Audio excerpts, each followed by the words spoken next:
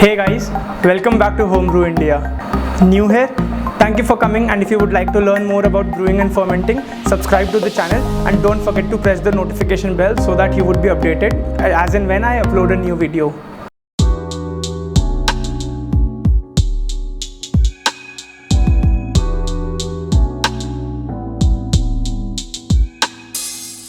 So guys, as requested, here it is, banana wine. So demand for this particular wine has been huge ever since, and I've been seeing a lot of videos online where people have been brewing this. Initially, my idea for this fruit was quite different. I didn't expect a very good wine out of this fruit because actually I don't like this fruit. So guys, there's been a lot of requests for this fruit, and for me particularly, a wine from this fruit, I had a feeling that it wouldn't be very good. But I always thought I will definitely give it a try, and as the viewers were requesting for a recipe of it, so here it is guys. I hope you will enjoy it. So the smell of this wine may not be as good as its taste, but once it's fermented, it has a very beautiful taste, and especially during fermentation, my brewing studio was full with the fragrance of banana. All the equipment that I have used in this video are in the description below, so you may check them out as well. So without any further ado, let's get started with banana wine. For this recipe, we want bananas. Try to look for bananas which are ripened and have black spots like these. Don't go for over ripened bananas. The best bananas to choose are the ones in the center, because over ripened bananas could give off flavorings, and less ripened bananas may have less sugar in them, so we won't be having good alcohol content. Look for bananas which detach easily from the stem. As you can see, I'm pulling the bananas off the stem and they're just falling apart. These are the perfect bananas we need for wine. As you can see, I've cut open the bananas. After cutting them, make sure you have 500 grams of peeled bananas. You don't have to dice the bananas in very small pieces, because any which way we will be mashing them in the end. With this, we need 250 grams of sugar. You could use white sugar or you could use brown sugar. Yes, brown sugar would give a nice brown rich color to the wine, but they would act almost the same. The interesting ingredient that I'm adding today is dried raisin. I've studied that raisins are rich in nitrogen and act like a nutrient to the yeast. This will keep your yeast happy and give a better flavor. After this, we need 2 small lemons or 1 big lemon. Just as always, we need to reduce the pH level of the wine, and for that I'm using lemon.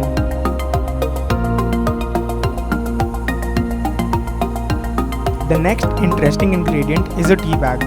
Tea is rich in tannins which give bitterness and complexity to wine.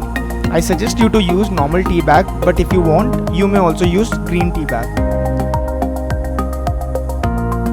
Although the recipe is for about 1 liter of banana wine, but I will be taking 1.5 liters of water. It's because we will be boiling it before fermentation, and to adjust with the water loss, I'm taking some extra water in advance. Now we'll put everything in a stainless steel vessel. Bananas, sugar, chopped raisins, and even the tea bag, and we'll add water to it, and then we'll give it a boil for about 20 minutes. Don't forget to mash everything before boiling so that everything gets mixed up well. This way, even the bananas will release much more sugar as compared to without mashing.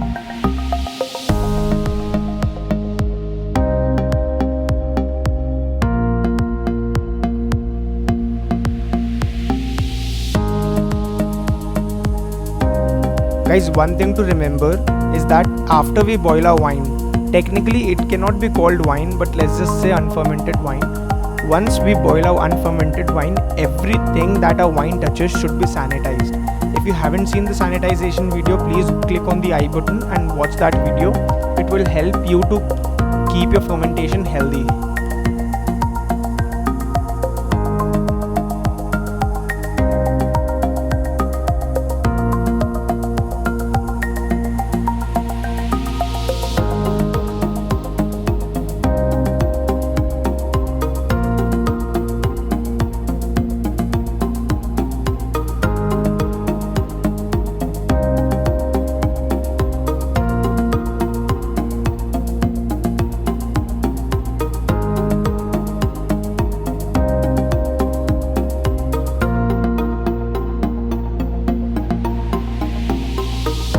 after mixing up everything very well, we have to boil it for 20 minutes.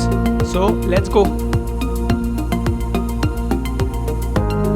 As it was being boiled for 20 minutes, we need a lot of time to bring it down to room temperature. There are many ways to do that. Some prefer to put it in a wort chiller, or some simply use ice to chill it.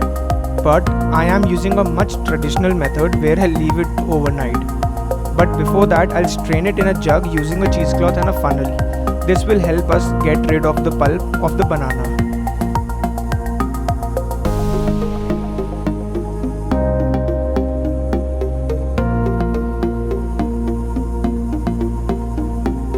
As we have got it in a jug, I'll pour it in the demijohn and keep it in it overnight. The mouth of the demijohn is quite small and it can be covered easily, reducing the risk of inviting bacteria in the unfermented wine. Please remember to put it in only when you can touch the vessel with bare hands. Ignoring this may crack or even burst the glass jug or demijohn, and I don't want any one of you hurting yourself.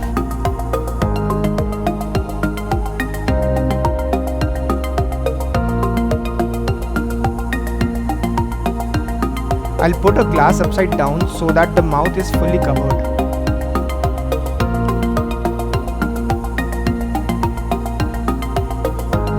Now on the following day or even after a few hours, we don't have to do a lot of work. Simply just remove the bung and put a teaspoon of active dried yeast in the unfermented wine so that it starts fermenting. The original gravity for this wine is 1.080. If you have no idea what I just said, please click on the I button to see how we read gravities.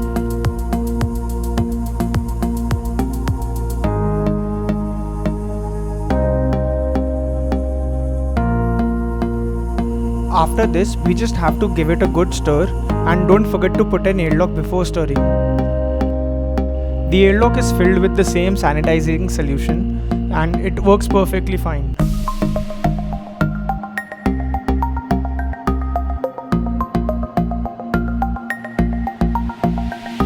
Guys, yeast works differently in all situations and it can take anywhere from 2 days to even 20 days in primary fermentation. Active dried yeast generally works quicker as compared to wine yeast. The trade-off sometimes is that we don't get as good flavors from it as we get from wine yeast. Temperature is a huge factor as well. High temperatures help yeast to be hyperactive and low temperatures may keep the yeast's speed a bit slow. Being hyperactive is not really a good thing as it may give out some off flavors. At my place, primary fermentation for a wine batch for about a litre or 2 is done within 4 days maximum.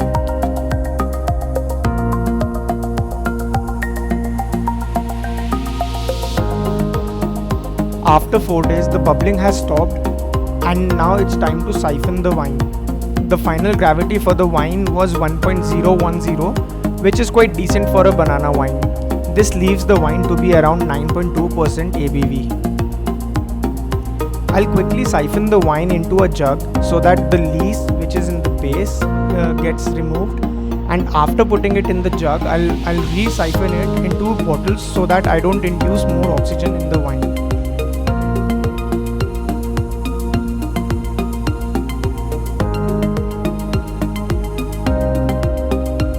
Getting oxygen in the bottles once the fermentation is done may create your wine into vinegar.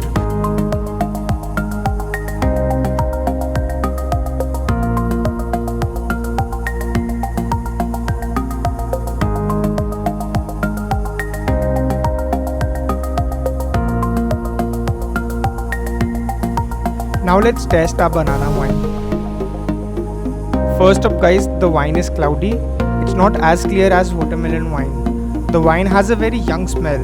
Even though it has the aromas of banana, it's not very pleasant, but I'm sure it will get better with aging. Now on the palate, I can definitely taste banana and bread yeast. This also has a bit of a burning sensation of alcohol. This wine is to be aged guys. I'm sure with a few months of aging, it will mellow down. So guys, this was banana wine. If you liked it, please like the video, and if you loved it, don't forget to subscribe to the channel.